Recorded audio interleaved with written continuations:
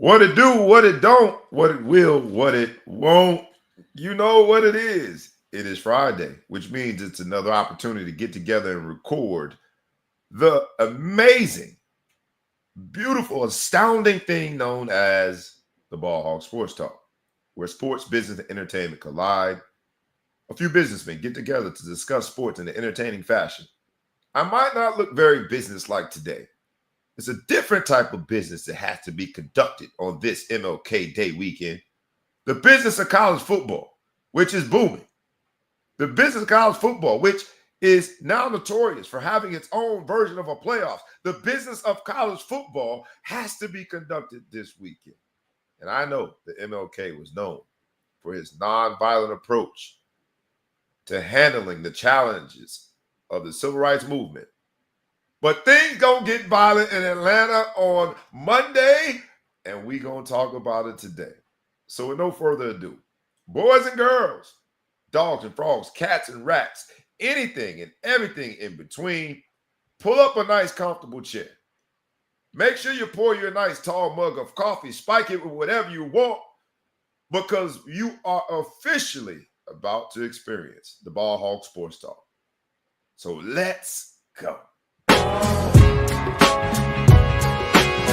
Wake up, wake up, wake up, and stay woke, because this is the Ball Hog Sports Talk with your boy, B. Brown, ESQ, a.k.a. the Ball Hog, a.k.a. the Mouth of the South.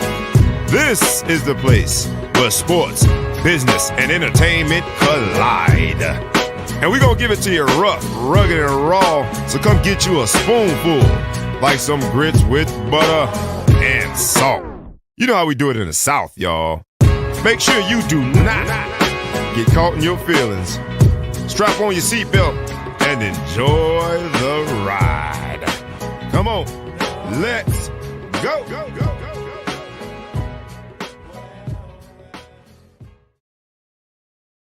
Once again, it's on. Once again, it is on. I have the distinct pleasure to be in front of this microphone with the man, the myth, the legend, thou shall be intergalactically known and respected as. And when you say it with your chest, or else. He is the Big Flow Shows in the building. What's up, my brother? Nothing. What's good? Just trying to survive the Chicago winter. Chicago winter's getting mean this year, baby. You getting soft, man. Come on, bro. You ain't complaining or nothing like that. Are you? Come on, man. What's good, bro? I got a rule, man. I don't complain over 20 degrees, but once we drop 20 degrees, all bets are off. All bets off. So yesterday was 30. I could have wore shorts. Mm-hmm. The day before that was 16. You could have took my wallet. if you were standing between me and inside, you said, "Give me all your money." And I knew that if I gave you my money, I could go inside. You can have it. You got it. Just let me get inside. Man. Yeah, that's a whole different. I appreciate that. That gives it so much context. Like, run your pockets. Here you go. You can just have my money. I need to get inside though. If you wouldn't mind stepping aside, we can conduct this business inside. It'd be a lot quicker. You know what it is though, man. It's National Championship week, man, and the Notre Dame Fighting Irish. I went back to it, man. I put on another shirt. Pardon the fact that it's a little wrinkled, but my next shirt I put on gonna say Notre Dame National Championship. Look, Four Horsemen shirt. I got the chain back out. I had to throw the glasses on and the hat. It's ATL Shawty weekend. Do you understand what that means? What you need to understand, Atlanta, ATLians, those who are down there, you talk about us complaining about the cold. It snowed down there and shut the whole thing down. It's not going to snow this weekend down in the ATL. Notre Dame fans are about to descend upon the city of Atlanta. And just like we did the last iteration of the National Championship game in Miami, we about to take over. The question is, and yes, Ohio State will be well represented too. The college football could not have written this script any better. The two teams that were sort of in a wild card situation, needing to play an additional game to get there, both won all three games to get there. The two teams that are just at the center of college football, we talk about the valuations of programs. We're going to talk about that. Ohio State having, based on these valuations, the most valuable program in college football, and Notre Dame being number 6, two of the top 6 valuations in all of college football, are in the college football playoffs. If you talk about fandom and how crazy the fans are, you could not find no clear other program with two more fanatic fan bases than Notre Dame and Ohio State.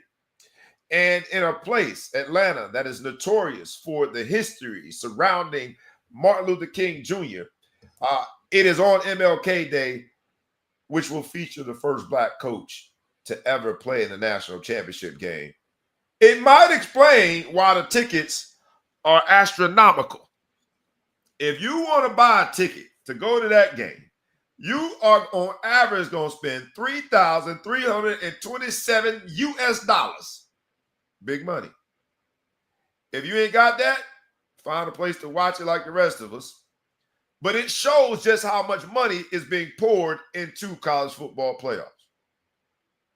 And I, for one, because I was supposed ATL Shawty, and you know everything, we put a lot into our episodes. ATL Shawty was supposed to be, just so y'all know, I've done the visual and everything. It's going to be ATL Shawty, an excessive celebration tour of Atlanta.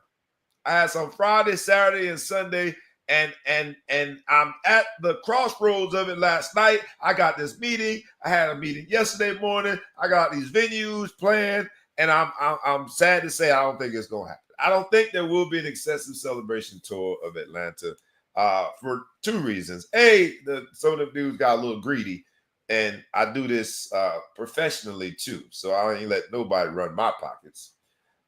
We gonna do it the right way, business-wise, and we ain't gonna do it at all because I'm inviting people to spend their hard-earned money, and I believe in catering to the invitees and the guests a certain way. So it's got to be a certain way for it to be an excessive celebration. So I don't think it's gonna happen. And the second reason is the last time I did this, the last time we had 3 parties in 2 days for one champ down in Miami, Notre Dame got the brakes beat off of them. So I think I got to sit this iteration out I got to sacrifice it for superstitious reasons. Because we can't go down there and get our ass whooped this time, man. But yet Vegas has us, from an odds perspective, doing just that. Notre Dame, when I say we, I'm talking Notre Dame. I'm rocking flags. I'm repping colors this week. It is what it is.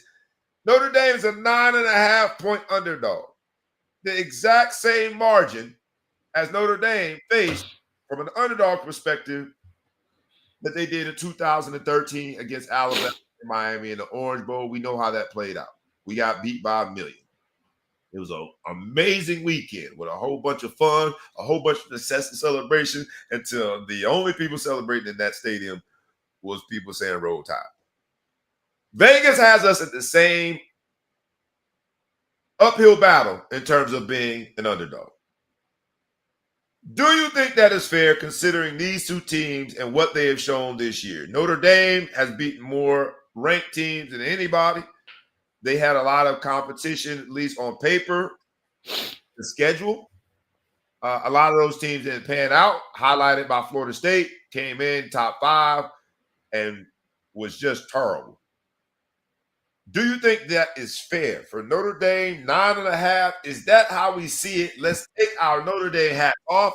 Let's apply our college football prowess, understanding the analytics, and we're gonna compare those two teams, Ohio State 2024, Alabama 2012, to see if indeed it's warranted. But just your gut reaction to hearing that. We looked up that spread before. I was a little surprised it was as high as it is, but it depends on which Ohio State shows up. I'd like to play the Ohio State that just played Texas. I'd like to play that team. Okay. I do not want to play the team that played against Oregon and pistol whip those guys. So I'd much rather – it's two Ohio States out there. Yeah, 2 pistol whoopings back to back. So I'd like to – I mean, they did Michigan dirty, but again, Michigan's not really good. Michigan did them dirty. Michigan's not really good this year, so I wouldn't mind playing that team. And I don't know. I think 9.5. You know, I don't let myself bet on Notre Dame games, but I don't know. I mean, we have some injuries. You know, we've got some challenges. I mean, it's hard. It's hard to say that when you go into a national championship game, but we have some challenges. that they can exploit. They got a lot, they've got a lot of meat up front. Nice linebacker core. Man, what the hell? That's only pause if you have a mind like that. I don't have a mind like that. Man. So they got a big line, man. They got. I think someone said they have 6 D linemen with draft grades. So that's tough, man. It's going to be a tall order. But I believe it's on day. Honestly, first of all, Coach Host need to leave him alone. He keep picking on that man. No, I like that. I like the Coach Host. Coach Host said, first I was going to be there in spirit, but now my body will attend as well. He can't just say I'm coming to the game. That's the thing I like about him, though. He could have been a pimp back in the day, depending on what neighborhood he was born in. I like how he's trolling Ryan Day. But the last time they played, look, the last time they played, and I'm glad you went down to Coach Host discussion, is because last time they played, Coach Host made it clear that Ryan Day coach Ohio State teams is soft. Now, they ended up winning that game. Ohio State won that game, and Notre Dame had a lot to do with it, right? We threw the ball on a very questionable offensive call where we threw the ball, stopped the clock, led to Ohio State having enough time to come back, and they ended up winning a phenomenal game. Ultimately, I think Ohio State won by 3. But if you look at how Notre Dame, from a talent standpoint, somewhat through the transfer portal, but also through development and having some amazing young players. They have All-American freshman defensive back. They just got rookie All-American or freshman All-American. Freshman player of the year. Freshman player of the year. So they built a roster since that time that leaves me scratching my head a little bit when I look at the Vegas odds. What's up, Truthful Joe? My man Shelton said it is fair because of the amount of injuries we have, and we do. We lost offensive lineman and replaced him with the offensive lineman potentially that he replaced at the beginning of the year. There is a lot of turnover when it comes to certain positions. I give you that. But that same team, down a touchdown against Penn State, having played a half that seemed to be, they were dominated. If you hear the highlights and the amazing moments in the locker room when Marcus Freeman is addressing his team saying, we're just down 7. We're going to get the ball back. We're going to score. And then you think about how it actually happened. He got some MLK in him too, man. Mm-hmm. There's a little bit of preacher, call and response when he's in the locker room. There's something going on there that's magical.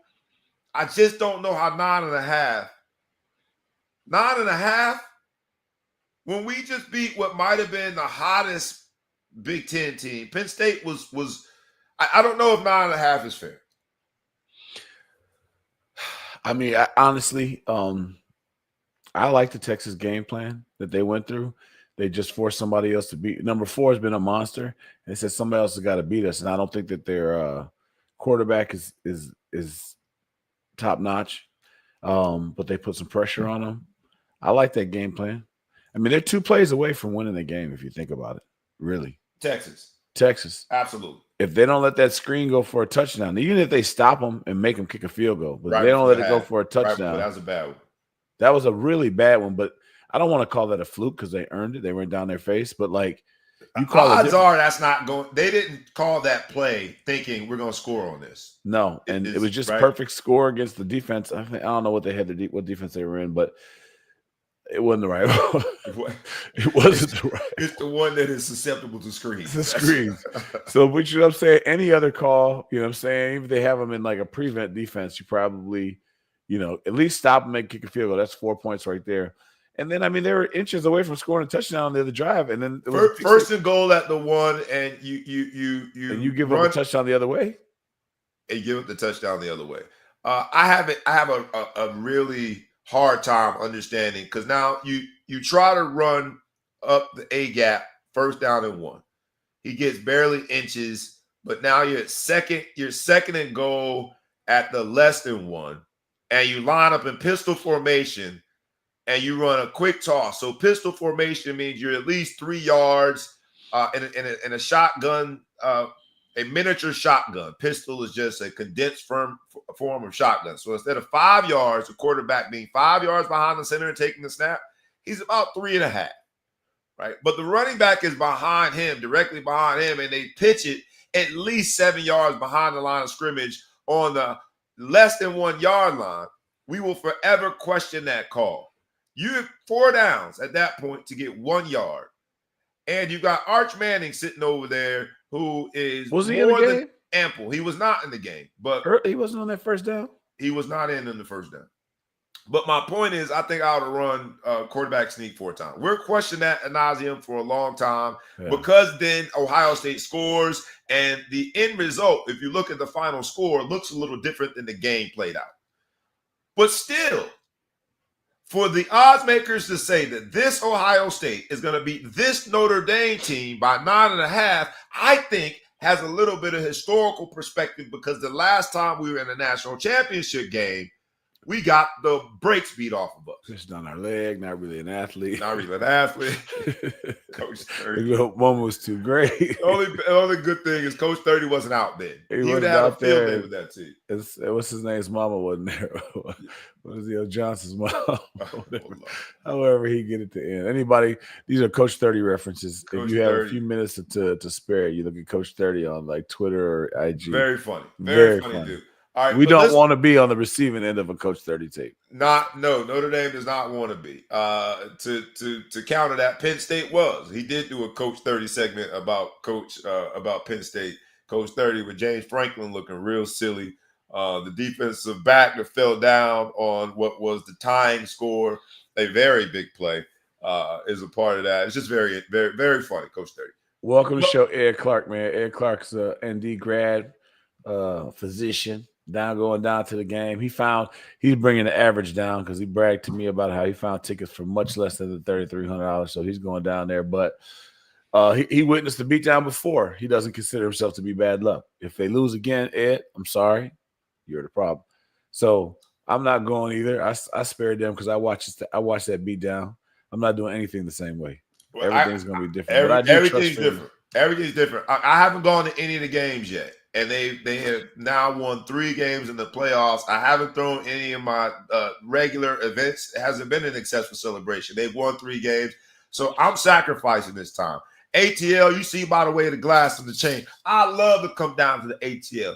I would love to come do my thing. Got a whole bunch of connections, a whole bunch of venues down there. It'd be a good time. There's some facilities down there that I haven't been to in a while that I want to go to. But at the same time, this is about the Irish. We all got to make some sacrifices, man. As athletes, we got superstitions, man. I don't want to break this superstition and have my butt all up in the spot, having a good old time, rocking out, and then we show up and do what we did in 2013 and win the championship in the 2012 season. But in 2013 down in Miami, we can't do that no more, Irish. This is not your grandfather's Notre Dame. This ain't your uncle's Notre Dame. This ain't your big brother's Notre Dame from 2013. This Notre Dame team, and I want to make sure I point this out because I'm still a little bit offended. I'm a little bit offended by how the odds makers have essentially said we are the same Notre Dame as 2012. But the stats don't show that. For example, in 2012, we were 12-1. 2024, we are 14-1. 2 additional wins. 2 additional tries at the throne. In 2012, we scored 335 points. 2024, again, 2 extra games, but we scored 555 points. That's an additional 220 points. This Notre Dame can score while still having a good defense. We averaged 25.8 points per game in 2012. We are averaging 37 points a game in 2024. Strike up the band. This is not 2012. We allowed 166 points, while in 2012, because that defense was a very stingy defense. In 2024, we've only allowed 214 points. Again, 2 additional games. But there's been, I think, a very healthy balance between offense and defense when you look at this team. Opponents' points per game, 2012, we only gave up 12.8 points per game, which That's what got us there exclusively. And then we met some dudes that had Bama on their shirt. It was bad. Eddie Lacy and all them boys, they ran all over us. 2024, we have only given up 14.3 points per game. Al Golden, I think, has done a phenomenal job with that defense. He has dialed up the blitzes at the right time. It's been bend, don't break, but that's still a very good defense. And then the coach.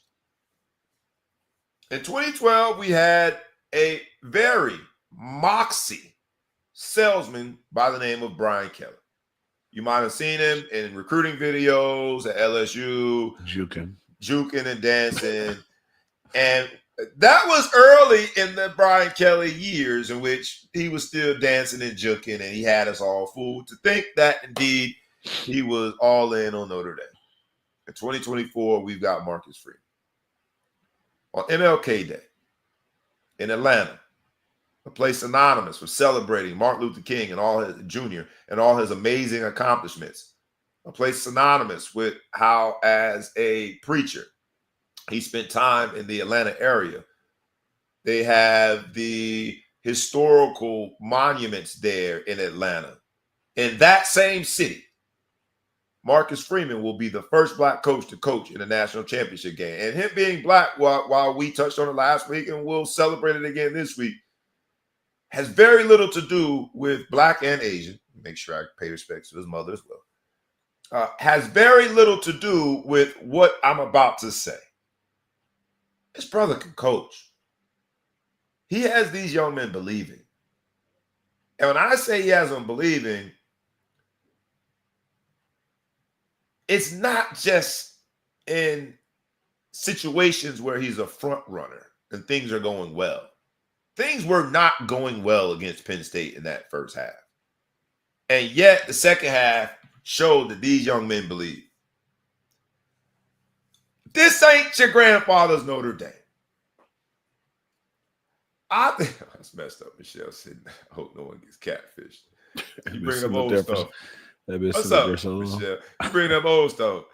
I think we are being catfished by these doggone Vegas odds. 9.5 points says that they believe that we're going to be dominated. So that's Notre Dame 2012 versus Notre Dame 2024. I think it'll also be helpful because on the other side of the 9.5, that Alabama team in 2012 was different. From top to bottom, it was before NIL. So they had dudes that were motivated by coming there for whatever reason. You have speculated. I'm not going to repeat your speculation about how the SEC was handing out checks. Alabama? Yeah, buddy. Yeah, boy. Yeah, boy. But they was putting out NFL guys left and right. Let's compare that Alabama team to this Ohio State team because both go in as a 9.5 point favorite. And in Vegas, that's basically saying you're going to get your ass whooped. Do you think that team, 2012 Alabama, and this team, 2024 Ohio State, are on the same playing field? I would say, and they're not the same team because of like their makeup on run pass and all stuff. But I would say they're on the same playing field. But what I would say is different is us. If you look at last time, a lot of people didn't think we should go to the championship game. And, we had a lot of cardiac games at the end. People said that this year, but we got no. But here's the thing. Difference though, and this is the thing about this one is we had to go through 3 teams. We had to go beat Indiana. People, okay, you got Indiana, okay. And then you had to go play the SEC champion Georgia. We historically haven't been able to get over that hump. We beat them pretty good. Then we had to go out there and play Penn State. So, hey, we got to go play the Big Ten, runner-up, supposed to be and took their best punch in the first half. Took their best punch, came back. We've been battle-tested through. So our strength of schedule was not very hard during the season. But I think we came through, persevered, and we've been battle-tested. I mean, this is the 4th game. We've never – obviously, this is the inaugural 12-team playoff, but we came from a non-bye team, had to go through and fight to get here. So we are showing that we're clicking. So there's a big difference between that and the BCS National Championship game where it's just 2 teams, pick them, go out there, and now you got to just play. Agreed. So this is a totally different team. I'm not to say either team is whatever, but we battled our way here. It's like Ohio State battled their way there. Ohio State's had some bad games this season. This is such a success. This whole playoff thing is such a overwhelming success compared to what we had in the past. It was so timely. Nobody would have picked these two teams halfway through the season to be lined up in the national championship game. If you say that though, Flo, purposely to interrupt, there is no way in 2012 that you at any point would have said that about that Alabama team. So how is that 2012 Alabama team that you would have said at any point in 2012 we don't expect them to be in the national championship? Right, facts. Right, and you just made that statement about this 2024 Ohio State team, which I agree. In the middle of the year, no one would have picked Notre Dame, having lost to Northern Illinois, and Ohio State having all the talent but struggling at times, and then unthinkably losing to Michigan in their big game. Right, there are times that that statement is very, very true. That no one would pick these two teams to be in the national championship.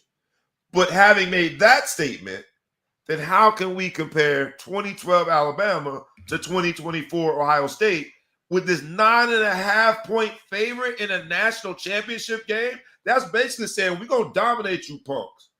So if I'm not mistaken, is that the year that they lost to Texas A&M, Ohio State? Bama when we went to championship?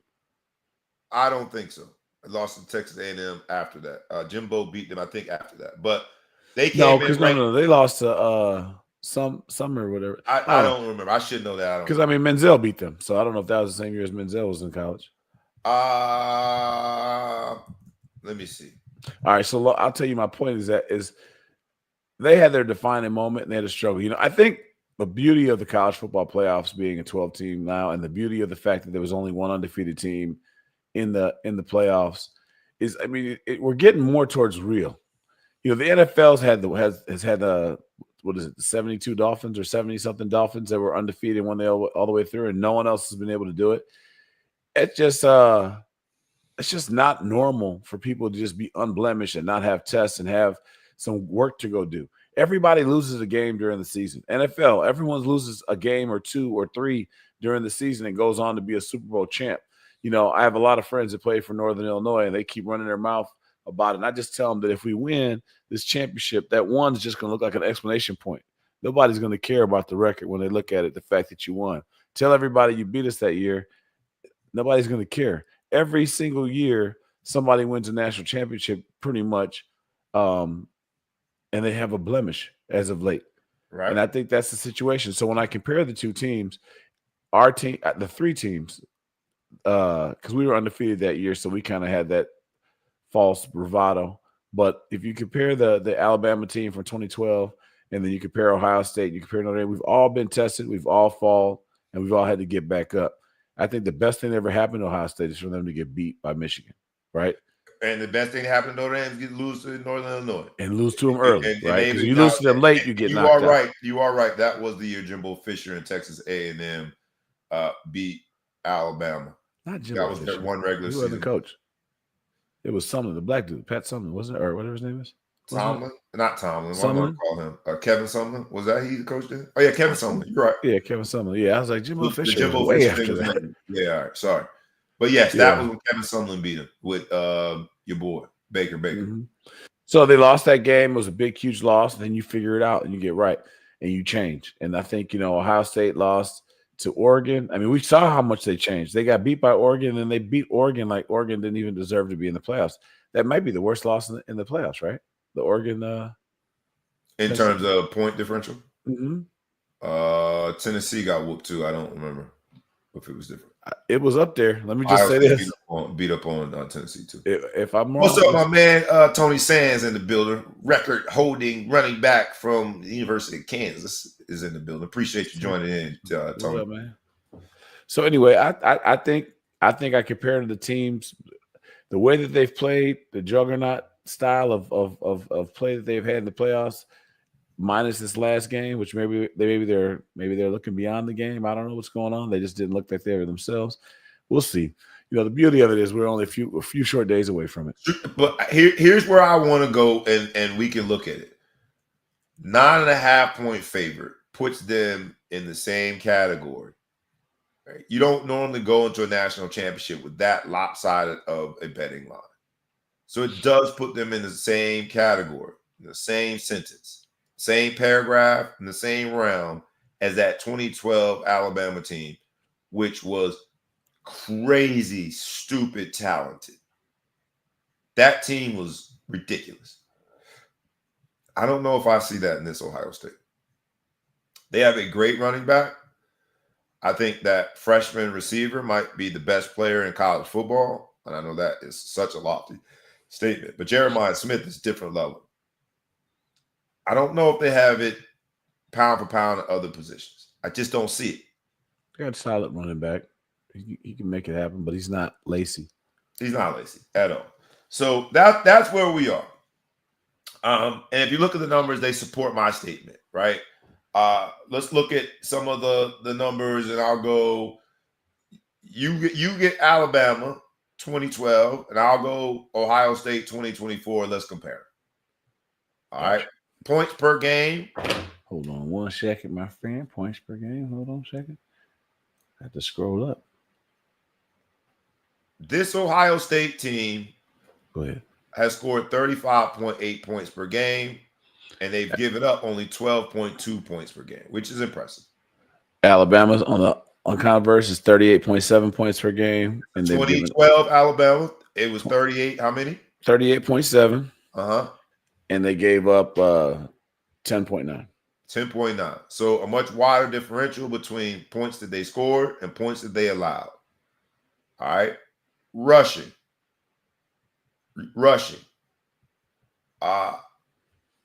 They have 163 yards per game rushing. They've given up only 89.9 yards per game rushing in this 2024 Ohio State team. Compare that to the 2012 Alabama team in terms of 227.5 yards rushing, and they gave up 76.4 yards rushing. So they ran for a lot more and gave up a lot less. Passing. They have averaged 265.13 yards per game passing, and they've given up 161.13 yards per game. This Ohio State 2024 team, that's yards per game passing. What they have passed for and what they have given up. And conversely, Alabama passed for 218 yards a game, and they gave up 173 yards per game. How many did they pass for? 218. 218. They gave up how many? 173.6.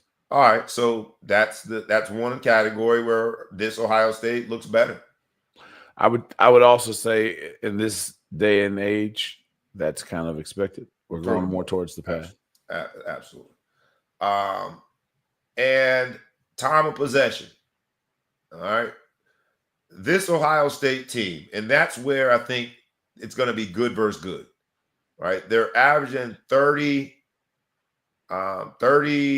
minutes and 10 seconds of time of possession. They're giving up 29.50, which is about 50-50. And that's where I think this is going to be a very good game, Ohio State versus Notre Dame, because it's strength versus strength. Time of possession in 2012 for that Alabama team, I'm pretty certain they owned time of possession because they ran the ball more. I could be wrong. It's not showing it. Not showing. All right. So I'll make that assumption and I'll try to prove myself wrong later. And then turnovers, right? Because that's essentially going to be the turnover margin is they don't have the margin here. They just say interception. So I won't even do the turnover margin. But the turnovers, I think, is where the difference in the game is going to be. My point is that I think that this Ohio State team is getting some of the biases that the SEC used to get. We've been waiting for this Ohio State team, with the accumulation of this talent, to show us that they are indeed a head and shoulder caliber team above everyone else. And then as soon as they played somewhat within what we expected to be their caliber, everyone immediately started saying, see, I told you so. This is what we've been waiting for. And that's where I think the biases start to come in. Whereas Notre Dame has done the unthinkable after losing to Northern Illinois, having all the pressure in every game, because when you lose to a team like Northern Illinois, you got to do it early, which Notre Dame did, and you cannot have a single blemish after that.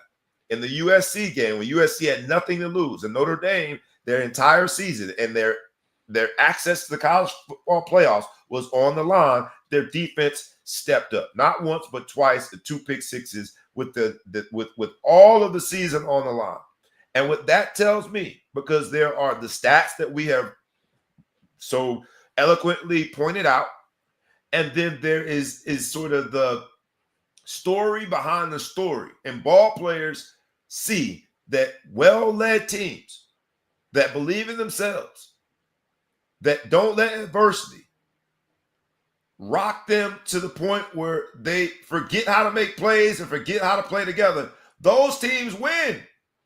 And that's where I don't understand how this Notre Dame team that has shown time and time again with the pressure of the world on their back since losing to the Northern Illinois team at home with the blocked field goal, since that moment, they have had the pressures of the world on their back. And you go through the different iterations of the playoff games, you look at moments where there was a fork in the road, that Notre Dame team, for anybody that's been in team sports, competitive nature, you understand the story within the story. That Notre Dame team does not seem to be a candidate to be a 9.5-point underdog in a neutral site game. And that's where I think the bias is going to get the best of Ohio State, Notre Dame, and all that swag, and Marcus Freeman about to show up on MLK Day. And we're going to do anything but act nonviolent. Chokeholds for everybody on Martin Luther King Day.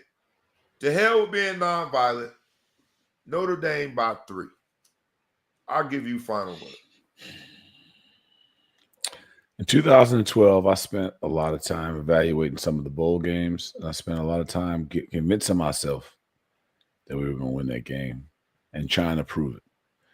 And I let myself get to the point where I even, we played against Florida State, and Coach Holtz was like, this sucker doesn't even need to be close. All right. He got us thinking that. We start saying that about Bama, he got to be close. Yeah. So the interesting part about that is you can let yourself believe all you want. Now, I don't have to play. So my belief is I don't have to go in there and think I'm going to catch the ball and do whatever. Yeah, I like that, Albert Miller. My bad. I like that. Underdogs or under God go Irish. God bless, bro. I like that. I like that. That's it. That's fantastic. I wanted to know. So I think that this is a game that we can win, and this is a game that we can lose, right? I think that it depends which Ohio State team shows up, and I think that I know what Notre Dame team is going to show up, right? They've been consistent. They've been consistent, and I have faith in the game plan. Even in the Northern Illinois game, when it was unthinkable that we made it that close, they had a chance to win the game after playing so poorly, but they've been consistent. We did stupid shit, and we could have won that game. Yeah. But again, I'm glad we lost that game. I'm glad that we got smacked because you know what? If we don't lose an NIU game, we lose that USC game. Fair. Right? Fair. We lose that USC game. I mean, we won that game by 14 points, but that game was a lot like the the Ohio State Texas game. It was 2 pick sixes that could have easily been touchdowns. That's a swing right there. That same young man who everyone was ready to throw off the team bus had the initial pick six before Xavier Watts pick, and the same young man gets the pick that turns into the turnover necessary to go and win the game against Penn State. Mm-hmm. Another example. I just hope we don't put that young gentleman on an island with number 4 because I don't have. No. I don't think anybody will do that. But my point is that Teflon Don sort of resilience. It has been really interesting to watch just how resilient these young men are. And people who bet, we look at stats all the time, but there's a story that always, I think, defies stats. And stories like Christian Gray, 29, and stories like watching that halftime speech and seeing that team come out look like a completely different team. The Georgia game, the coming off of the second half and having a 100-yard kickoff return. There's just so many moments where you look at that team and I'm like, wait a minute, that was special. That was special. But go ahead. I interrupted you again. My bad. I messed up your whole train of thought. I'm excited about this whole concept of Notre Dame being a 9.5-point underdog. The two most dangerous. I like it. I like the underdogness. I like to feel the disrespect. I think that the way that Franklin disrespected the coach at the press conference was a good thing. I don't know. He admitted it. Freeman admitted it. He said that, or one of the players let the cat out the bag. Like whatever happened, he was mad as shit. Personal. He took that. He should have. He handled it like a G though, but he took it personal. And I think that this 9.5-point dog he's going to take it personal. I don't know if Day is going to run his lips the same way. He just saw what happened to his boy. But I think I don't know how I feel about Holtz staying in Day's head. I don't know if it's one of those things that's going to get to him. I don't think he's a great big game coach, but I think he's got some great big game players. And they've been winning. This is the matchup we all been waiting for. We earned our way here. We're ready to go. The moment is not too great. We've already had great moments. We haven't won a BCS or whatever you want to call the major bowl game since my junior year in college. Notre Dame has not won a major bowl game. We've already won 2 this year, right? Yeah, right. And so now against champs, you know what I mean? I think that was a personal attack, bro, because I was there during that time, man. You just kind of it's cool. I mean, it's my senior. I blame my senior year. We started this. Y'all sorry, but they ain't win shit since I've been there. Damn, you're right. But shit. Blake, trust me, we didn't win that bowl game because of me, so I wasn't bragging. But all I'm saying is, it's been that long since Notre Dame has won a bowl game.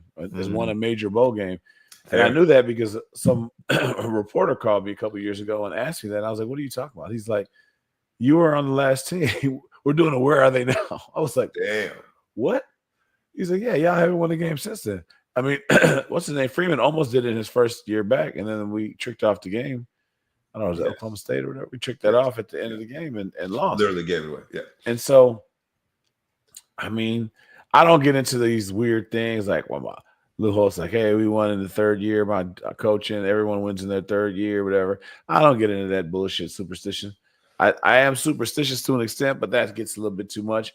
I just think this team believes. I think we've got the horses now. I think we have, I still feel like Love has way more than we've seen in the playoffs. Jeremiah Love, let's just the touchdown was only a 1-yard touchdown.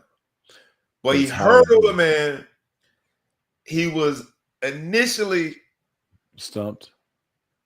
Well, he was initially, I want to say tackled, but he wasn't tackled. He was approached by defenders, but there were 4 defenders trying to stop him from getting that 1 yard. He somehow managed not to put his knee down, get the ball extended in the safest way possible, and get that touchdown. And while it was only a 1-yard touchdown, the analysis of just that play, and then he's on one leg essentially the whole game. He's got a knee brace. And he says he's not going to jump before the game, and he hurdles the defender. Penn State, number 41, had a tough game.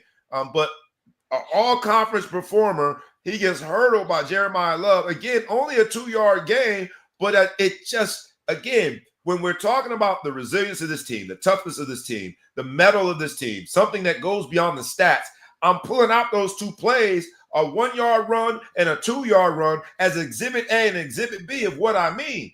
Michelle, still, we appreciate that input right there. OSU doesn't have the heart nor affection for their coach. You guys are looking at the stats, and I'm looking at the attitude, fight, never giving up. Reminds me of freshman year, and that is when they won the championship. Don't date yourself, Michelle, in front of all these people. My bad. I should all these good people. Right. We're just gonna say freshman year. Who knows when that is? That could. She left it at that. You got all specific. Yeah, my bad. It's all right. But yeah, it's something special about this team, something that goes beyond the stat line. So there are 2 very dangerous groups of people in this world. a group that has nothing to lose, a group that has everything to lose. Ryan Day, with this roster, with these expectations, and with the seat being immediately hot, if he figures out a way to lose this opportunity after having been on the hot seat, after losing the other opportunity with a better roster to beat Michigan, their rival, Ryan Day, I think, I put him in the category of everything to lose. And I would say Marcus Freeman in Atlanta, ATL Shawty on MLK Day, being the first black coach to coach in the national championship game with a roster that people say cannot win this game, that is ripe with injuries, but has shown some mettle that goes beyond the stats. I would say that they got nothing to lose. And those are the two most dangerous groups of people in the world. They get to match up on MLK Day and do anything but be nonviolent. Chokeholds for everybody wearing red and gray. I ain't calling it whatever y'all call it. I'm calling it red and gray. Chokeholds for everybody wearing those silly Buckeye. If I see you do OH, if I see you start to spell something silly, you could get choked. And that's just what it is. On MLK Day, somebody gonna get choked, and it's gonna be Ohio State. It's gonna be. I don't like the fact that they both wear red. That bothers me a little bit. But I would say the one thing that surprised me is that Ohio State and Alabama. I don't like the similarities. That's a different red. That's more different red. But I will say this: Bama has some of the coolest fans out. Shout out. We walked around. We thought they were going to be talking shit. They were offering us beer.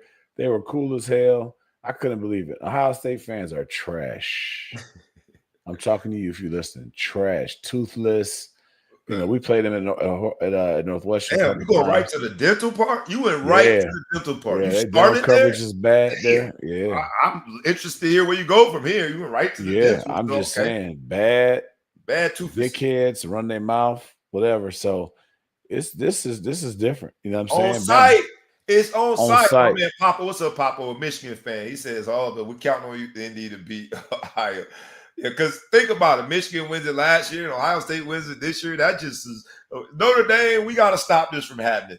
We got to have. What's up, my girl? Stephanie's in the building. I appreciate it. She said you like to fit. Yes, indeed. We doing this 4 Horsemen style. It's gonna be what it's gonna be, man. It's gonna be what it's gonna be. I really think that Notre Dame is going to shock the world, but not shock Notre Dame fans, because we actually expect it. And it's going to be on and popping in the ATL on MLK Day. With no further ado, man, let's move quickly through some other things, because the OSU 24 versus Bama 12 comparison, I think, is a good comparison. But those are on paper stats. It's the new Natty, the very brand new Natty that has pitted these two teams against each other after enduring what was a new playoff system of 12 teams. Your final say in terms of, did they get it right? Because there are people that have said, and I don't know what they're using as evidence, but this year proves that 12 teams shouldn't be there. We should come up with some other formation of this, maybe 8, or maybe we should stick to 4. I ask you, do you think that this new structure and the new Natty, based on what we've seen this year, because there has been an amazing increase in injuries with the additional games, Notre Dame being bit by the injury bug notoriously, but other teams, including Ohio State, have some key injuries because of the additional games. Do you think college football got it right with this new Natty system and structure?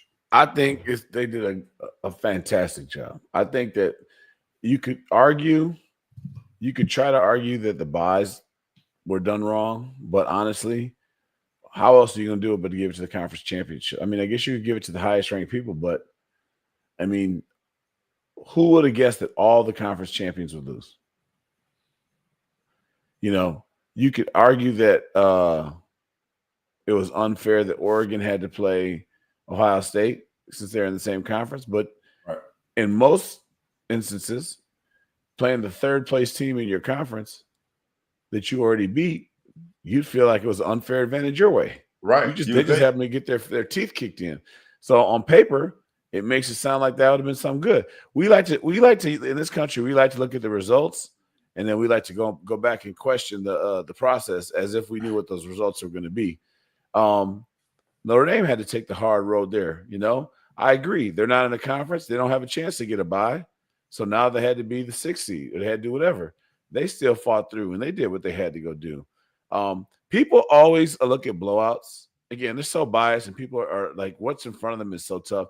Lane Kiffin got on there and saying, see, it's different in the SEC. You guys are not in the play. You guys aren't in the championship game. You guys had a horrible run in the postseason. His win against Duke was not impressive. Nobody cares. First of all, you ran the score up at the end of the game. You threw on the last play of the game with the backup guy trying to score, trying to make a statement. But it was Duke. Duke is not a very good football team. So you try to play against them. Besides that, the SEC has been complete trash. And those fans, listen to me. Complete trash this year. Complete trash. Didn't win an impressive game the entire postseason. So all this talk about the SEC and how hard it is, whatever, go get Jumper Lake. The Big Ten way better than SEC this year. I saw a meme that talked about all of the records of SEC throughout the playoffs, and they were like, and it's just amazing because they're still undefeated in hypothetical games. Yeah, right. Great meme. It's such a Dennis Collins. I don't know what you talk about, Blue Flame. I'm just gonna say it because I read it on the thing. But he says he's encouraging all you Notre Dame fans down there to go get you some chicken wings somewhere, man. Something about Blue Flame. I don't know what that So, in my opinion, I think they did a fantastic job. I think this is the most entertaining that we could expect. I think people have this mystery in their mind that there was a year where the playoffs, when it was a 4-team, had 2 semifinal games that were really competitive and a championship that was competitive.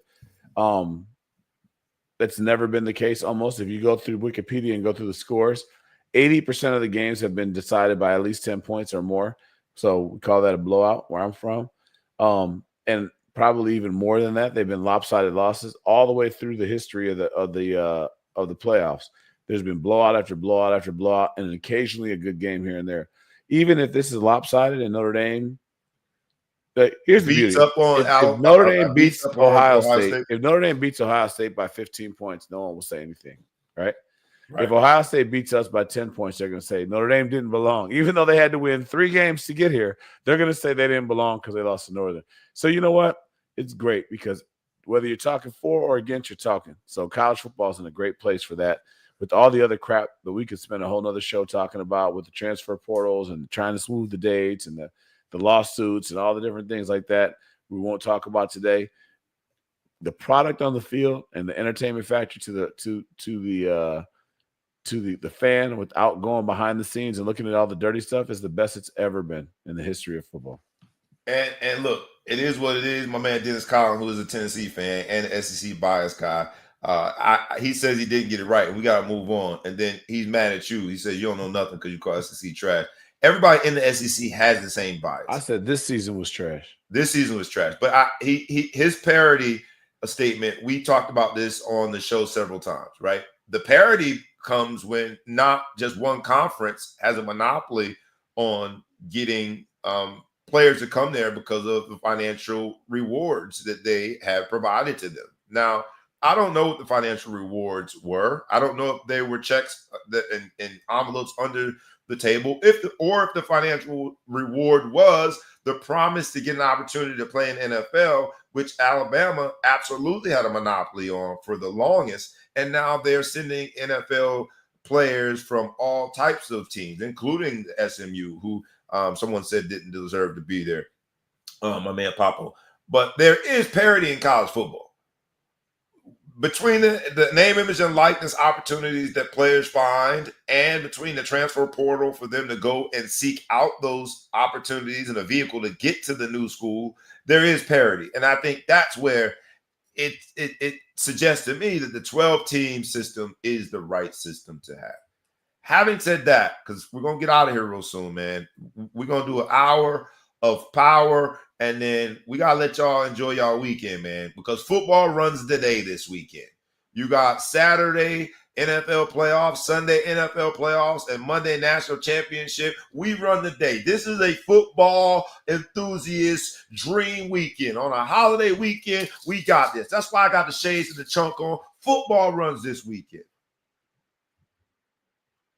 In the first year of a 12 playoff team system in college football playoffs, the 2 teams that are going to play for the national championship The reason why the tickets are $3,300 to sit your derriere in Mercedes Stadium and watch that game, $3,300 per ticket, is because those two programs are also two of the highest college football programs in terms of valuation.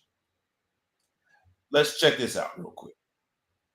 And I think valuation says a lot about where we are with these two teams. Quarterback. Welcome back to Squawk Box. So Wall Street could be setting its sights on a big new trade in 2025. That is college sports. Listen to this recent comment from Mark Lasry, CEO of Avenue Capital Group and former co-owner of the NBA's Milwaukee Bucks. I think it's a phenomenal opportunity. And I think what you're going to see is you're going to see a number of schools selling their teams.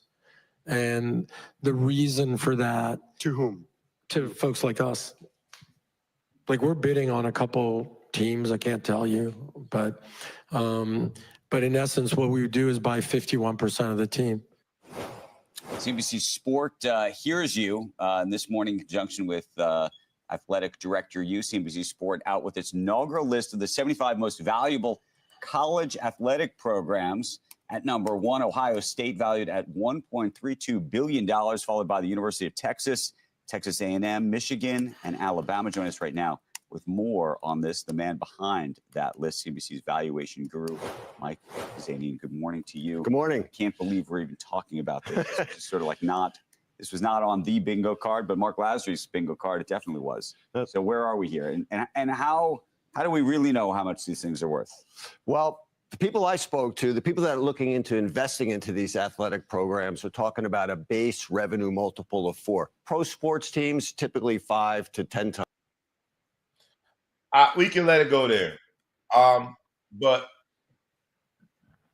despite how they got to the valuations, they came to a number that put Ohio State as the highest value team. And that valuation, I think, was north of $1.3 billion, something to that effect. I'm actually giving you the actual number. $1.3 billion. Let me look it back up. And it has Notre Dame as the number 16, valued at $969 million. Ohio State valued at $1.32 billion. Notre Dame is at number 6 at $969 million. All right. So, and I might as well give it to you. Ohio State number 1, Texas number 2, Texas A&M number 3, Michigan number 4, Alabama number 5, Notre Dame number 6. In the first year where you got a 12 playoff team, and the teams that do not have automatic bids have an additional game. You have 2 teams that had to play the additional game, and 2 teams that are in the top 6 of overall college football valuations, playing in this national championship the first time after a 12-game playoff, with some of the most rabid fans, Notre Dame and Ohio State. This is a dream scenario. This is what we say the Ball Hog Sports Talk, where sports, business, and entertainment collide. Obviously, it's sport. Obviously, this is going to be entertaining. But the core business of seeing what college football has become, and I played that segment now because I'm in awe that there are discussions of private owners buying programs, buying the football program. And there are those amongst us who are purists and will still say something as silly from the 1983 amateur college sports world that, money is ruining the game. I'm finally happy to see that the players are getting their piece of the pie. I do think that the regulations that Congress is proposing when it comes to name, image, and likeness, and maybe coming up with a salary cap, is going to happen. But to think that private companies, private equity group thinking about buying the rights and to own a college football program, I think that speaks volumes about where we are in terms of this whole ecosystem, the business of college football. I look at it, and the idea of selling it seems so short-sighted. Even at those valuations, I feel like it's fire sale, because what would the relationship be going forward? So let's take, for instance, Ohio State, right? 1.2 billion.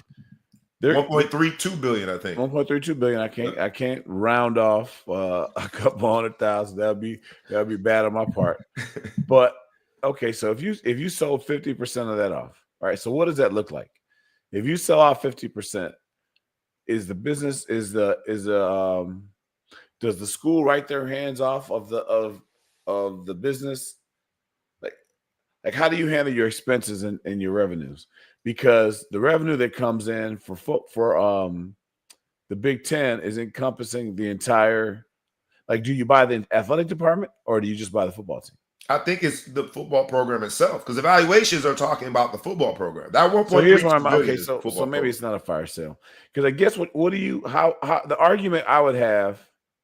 Let me think of a team that has good both. I mean, so Notre Dame's got good basketball following. Alabama's got good basketball, but none of them are blue bloods. The problem I have is, okay, how do you really, truly separate the valuation for football when you take the TV contract in? What percentage do you place on football with the 100,000, the 100 million call? It's a little less than that, but the 100 million coming in from the TV contract, that who knows how long that thing lasts. You give them half, so you're buying 51% ownership of it. So you're giving them, call it 700 million, not really, but 650 million that you're going to give them. And then what do you get in return from that? You get half, they get 50 million back a year. I mean, what do you, because it's not the whole TV contract. So you got to get a proportion of that you're going to be a constant argument. Well, I mean, I guess you establish it up front. It just seems weird to me. And it seems like what's the use? There's enough money that's coming out of the program right now. A good friend of ours, Emmett Mosley, he buys companies, and he says, I want to take you to a private equity fund. He runs his own private equity shop. He's, and part of the pitch is they want to take you to the places you want to go, but you don't have the money to get there. Right. I don't see why college football doesn't have the money to get where they want to go to with the revenue that's coming in with the teams that would be for sale, right? Well, and just to play devil's advocate, if you've got a kid that is going to decommit from LSU and go to Michigan because of essentially a $10 million deal, that's where I think they ultimately want to get to, where if there's ownership, this becomes a professional structure. That's what this is. I don't like it. I don't like it and trust me, you don't want to follow my stock purchases. So disclaimer, this is not financial advice. All right. I don't like the idea of it because you're so short-lived. If you invest in a Tom Brady, you could get 10, 12, 13 years out of a Tom Brady to come in here and build a program around him. When you're in this college football, although it seems like these guys have unlimited eligibility, right now, today, you still technically only have 4 years of productive eligibility. Which is going to 5. That's going to go to 5. It's going to go to 5. Yeah, I believe it's going to go to 5. But right now, as we speak, you only have 4. And when you're making that purchase, you get 4. So you buy a guy for a few years that has no binding contract to you other than one season. So you have no way to build from him.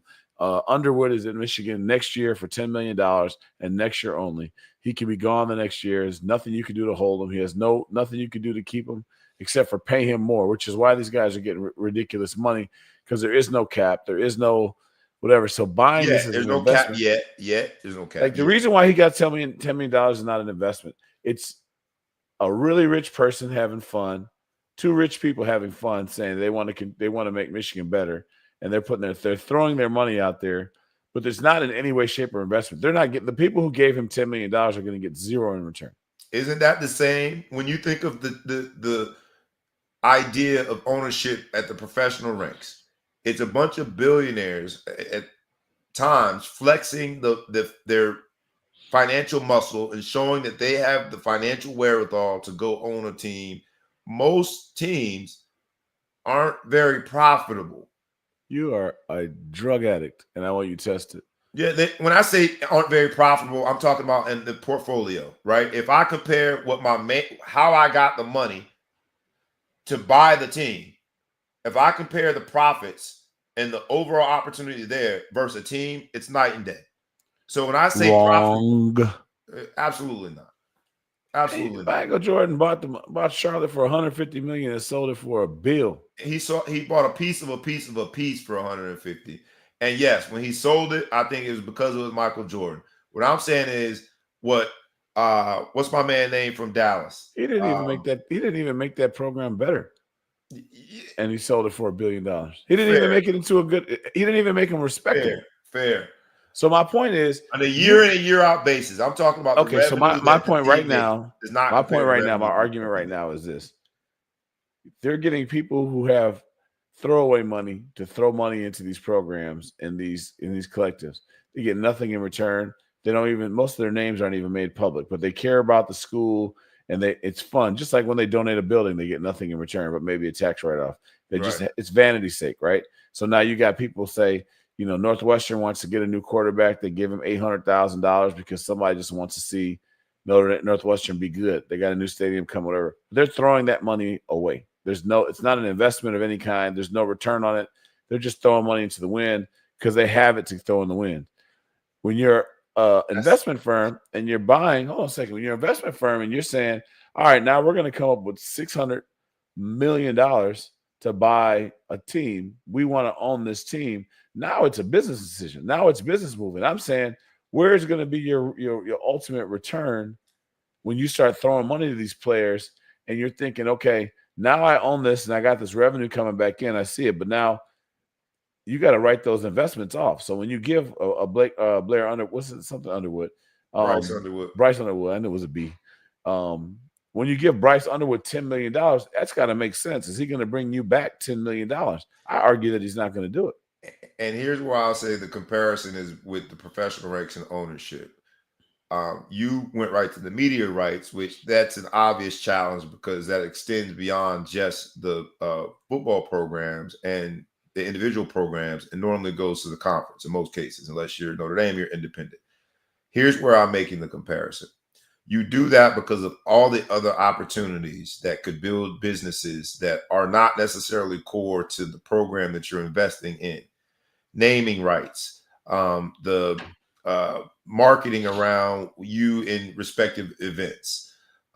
There are so many tangential opportunities, business related, and that's why I'm making the comparison to the NFL, NBA ranks. You're right in terms of the sell-off when you get to the point that you're ready to sell off. I meant on an individual year-to-year basis, but that's funny money in terms of the value of even the Clippers, right? Donald Sterling was forced to sell his stake in the Clippers and made it out handsomely. And he just was able to sell at the right time under some really bad circumstances. It's always the right time. Well, for him, it wasn't the right. He didn't want to sell, but it became the right time in terms of what the valuation of professional organizations were, especially in LA at that time. And so I think that there are so many revenue potential opportunities that don't necessarily deal with the core owning 50%, 51% of the Michigan Wolverines that business people and private equity funds are seeing as the opportunities. And the program is just an excuse to be in that opportunity, to be so public, to use that as the marketing for all the other ventures. Would you agree that the NFL has a better understanding of the business side of the sports than the NCAA in general? Right now, yeah, absolutely. Okay, so when you look at the model right now and you see how much these kids are making, you've got a quarterback that just transferred that was making $5 million at Georgia, and now he just went and signed with Miami to make $4 million. I could go on and on and on and on and on and on and on. His girlfriend impacted. That was a woman. Oh, I forgot his woman was there. He's one of the twins. Yeah, he's one of the twins. So he's over there making $4 million. But meanwhile, his NFL potential is probably like $900,000 for a year, right? Because of the cap, though. Okay. His $800,000 is going to be under the rookie cap. I bet you won't let me finish. Go ahead, my bad.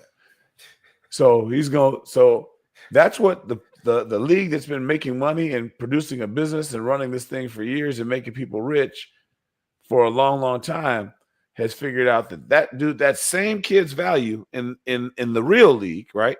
Mm-hmm. The one that's been around, that's been profitable, that's making money, that's doing everything, filling seats, that knows the hell it's doing. In the real league, they say his value would be more like $800,000 or $900,000 a year because they have a cap and they figure it out. All I'm saying is if you buy right now you're getting these players with people who are throwing the money away. They're getting no return. Bryce Underwood got $10 million that's never coming back to this Barstool guy and the wife of the Microsoft guy. That money's never coming back ever. There's no return on it. No one owes them anything. They're not going to sell T-shirts. They don't have rights to nothing. They just gave him money. I guess they can make him do some appearance. They ain't getting no $10 million back. They're just really happy that he comes to Michigan, and if they win, they're going to say, I gotcha. So my point is, once you start having private equity buy that, I think you're going to have less of an appetite to go out to the street and say, could you give us $10 million to give somebody to this kid? When you start making it that commercial, that profitable, that much of a business. I'm like, I ain't donating no money. You got this big backer behind you that just bought the damn team. Let him come up with the money. Well, it's a horrible business model. The payrolls are way higher than the revenues. It doesn't make any sense. What you've described is probably the reason why Congress feels compelled to be involved, and there will be some form of a salary cap that's going to regulate what the players can make in name, image, and likeness, and what you can do with offering one of those deals in the way of attracting players from other schools or out of their existing commitment. There will be some regulation to that. And I think when you compare to, let's go with NBA, right? The Kevin Garnett NBA was very different than the LaMelo Ball NBA because rookies were able to make max deals right out the gate. The regulation came on the NBA side with the rookie deals and the caps there too, because they realized it was going to get out of control. We have not found that middle ground yet in college football, but I think I hope Congress doesn't mess it up. But to hear private equity money being willing to not just offer, but bid competitively for a 51% stake in some of these college football programs based on the valuations that have been made public says that that's where we're going. And we're going to always cover here at the Ball Hawk Sports Talk, where sports, business, and entertainment collide. Let's get out of here today, man. Let's just really quickly go to NFL. NFL playoffs. You had the wild card round. The Jaden Daniels thing, that saga keeps on growing. He was able to beat the Washington Commanders, was able to beat Baker, touchdown maker, and the Tampa Bay Bucks. To me, that was the surprise of the wild card round. We get to the divisional round, and there's some great games, but the one that has all of our attention is Sunday night, 6:30. The Baltimore Ravens travel to Buffalo. You've got the two odd favorites for NFL MVP at quarterback. You got Lamar Jackson on the road going to do what Lamar Jackson does and having, I think, a lot of pressure on him because he has now been called someone that doesn't win the big game. A lot of pressure. And you've also got Josh Allen. Buffalo Bills, the history of them not necessarily doing what they need to do in the playoffs, especially coming up short 4 times in the Super Bowl, is also on his shoulders. But he is the favorite to win the MVP. Who do you think has the most pressure? That's a question. That is a real question. I'm going to say Lamar Jackson at this point. This guy got 2 MVPs already. Got 2 MVPs, and the reason why they just say he can't come win the big one, he can't beat Mahomes, he can't go out there and do what he's supposed to do, and he should be every year thinking he always does worse. I'd say Josh Allen in general, he hasn't really had – this year is a good year for the team. In general, the team has faltered, I would say, in he just really hasn't had the team until this year. So the pressure is on him. Man, I can't wait to watch the game. That's all I got to say. Saturday, you got Houston at Kansas City. Who we got winning that divisional round game? You're never going to hear me. Just Kansas City. Just move into the championship for me all the time. I'm never going to go against Mahomes. So you got Mahomes going to the AFC Championship game yet again. You've got, which seems to happen every year. You've got the Commanders going to Detroit Saturday night, 8 p.m. game on Fox. Who you got winning that? You know, I came out saying this. I never really hated Detroit because they always kind of were not very good growing up. So it's a divisional rivalry that was never that great. And I loved Barry Sanders. I loved Megatron. I always felt bad for him. Because of the way that things went down with the quarterback situation and Stafford left and Stafford wins the Super Bowl and they said it was his fault. I just something about me. I don't know if it's from Hard Knocks. Something about me just pulls for Detroit. Got so many damn injuries though. I think I would have had Detroit to win the Super Bowl if it wasn't for all the injuries that they have. So I'm still going to say they're going to squeak this game out because I don't think Washington is just they haven't been there enough. They don't have enough history. I don't know. I'm still going to Detroit. It's a tough one though. Can't wait to watch that one too. I agree with you with my homeboy Mahomes and Kansas City winning the first game on Saturday.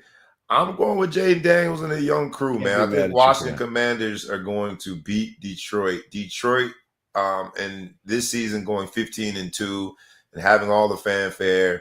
But the injuries, I'm going with the Commanders, man. They seem so young and dumb that they don't know that they're supposed to be nervous. I'm going with them. Then you got Sunday, you got the Rams going to Philadelphia. Who you got winning that? I got Philly. You got Philly winning that. I'm going with the Rams. I just think that the quarterback play, he's been there before. I think Philly's going to, Philly didn't look great to me last week, although the final score was somewhat dominant. There were times in that game that I questioned offensively where they're going. And I know Saquon Barkley's had an amazing year, but I'm going with the Rams to win that one. Then you got the game who we just talked about from a pressure standpoint, Lamar Jackson and what he has going on versus Josh Allen and what he has going on in Buffalo. Who you got winning that game in the Sunday night? My man, all a rap. I little old me, Lamar. I'm ready to him. I'm ready for Lamar to go ahead and do this thing. I can't bet against South Florida. I'm going Lamar too. That's going to be a hell of a game and some inclement weather, and you got to take your show on the road. So I'm hoping Derrick Henry shows up too because that's how D. Henry is a difference maker, boy. That's how you win that game. But Buffalo Mafia, Bills Mafia will be out. Let's go home with this, man. The Ball Hawk Spotlight moment is none other than today. A question that we pose to you all before we get out of here. A question that has been discussed for the last several weeks. Not the several weeks, last several days. Is whether or not this particular moment now ranks as one of the greatest ever dunks. And we'll say why. For second chance points that hurt the Spurs tonight. And Morant! Well, I didn't count. We'll run it back for emphasis. For second chance points that hurt the Spurs tonight. And Morant! Well, I didn't count.